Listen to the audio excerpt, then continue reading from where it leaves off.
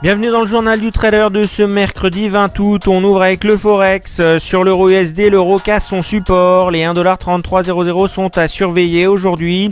Les bons chiffres du marché de l'immobilier aux États-Unis ont été publiés suffisamment au-dessus des attentes pour entraîner un fort rallye du dollar américain hier.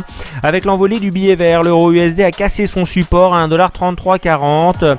La cassure des 1,3340, 33,50 nécessite une confirmation en données hebdomadaires. Les annonces majeures impacteront les devises cette semaine. Ce soir à 20h, les opérateurs scruteront le procès verbal du FOMC avant de se tourner vers le sommet des banquiers centraux à Jackson Hole dans le Wyoming. L'euro USD est en baisse à la fin de la séance aux États-Unis. L'euro USD est négocié à 1,3320 en baisse de 0,32%. Cette paire de devises trouverait un support à 1,3313 et une résistance à 1,3412. L'USD CHF de son côté dépasse sa ligne de tendance mais a besoin de casser les 0 francs suisses 91,30 pour confirmer un signal d'achat. Par ailleurs, l'euro s'est renforcé contre la livre sterling et le yen japonais. La paire euro-GBP a gagné plus 0,33% pour toucher 0 livre 96. La paire euro-JPY en augmentation de plus 0,001% pour toucher les 137 yens 07.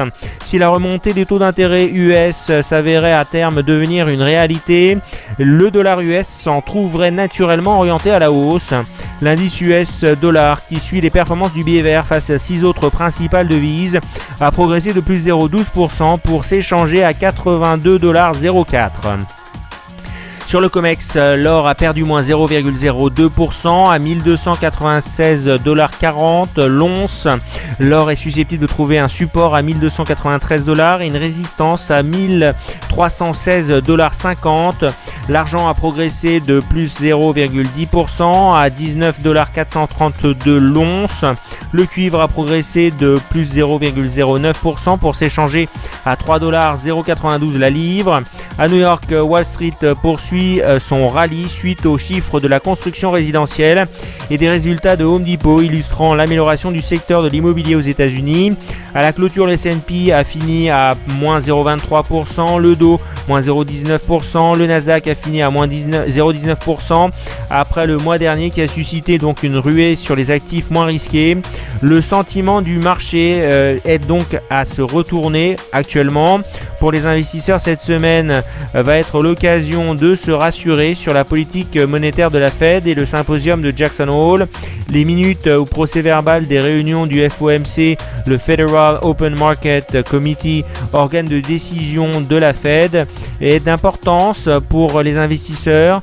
Les réunions se tiennent 8 fois par an, notamment pour fixer le Federal Funds Rate, qui est annoncé environ 3 semaines après la réunion.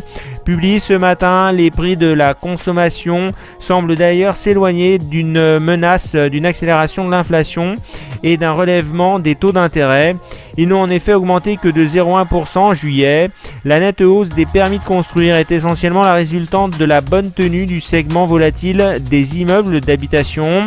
Home Depot a bondi de plus 5,5%, Medtronic a avancé de plus 0,8%. À Paris, le CAC en ouverture est en baisse ce mercredi à 10h20, moins 0,4%. L'attention des investisseurs devrait se porter sur le compte-rendu de la dernière réunion de la Fed, dont les débats semblent avoir été agités. Les prix à la consommation publiés hier indiquent que l'inflation ne semble pas être un problème aux États-Unis. Parallèlement, le président de la République française, François Hollande, a indiqué dans un entretien publié mercredi dans Le Monde que les réformes seraient accélérées dans 4 domaines. Un plan de relance pour le logement, des assises pour inciter les établissements financiers à prêter davantage aux PME, un projet de loi pour lutter contre le maintien de certaines rentes et privilèges des professions réglementées et des réformes pour développer l'apprentissage et la formation en alternance. À 13h ce mercredi, le FTSE de Londres perd 0,34%, le DAX de Francfort cède moins 0,53% et l'Eurostoxx recule de moins 0,48%. À Tokyo, le Nikkei a gagné plus 0,03% et le Topix a reculé de moins 0,05% sur fond de tensions persistantes en Ukraine et à Gaza. Les marchés asiatiques ont également pâti de l'attentisme des investisseurs avant la publication des minutes de la dernière réunion de politique monétaire de la Fed.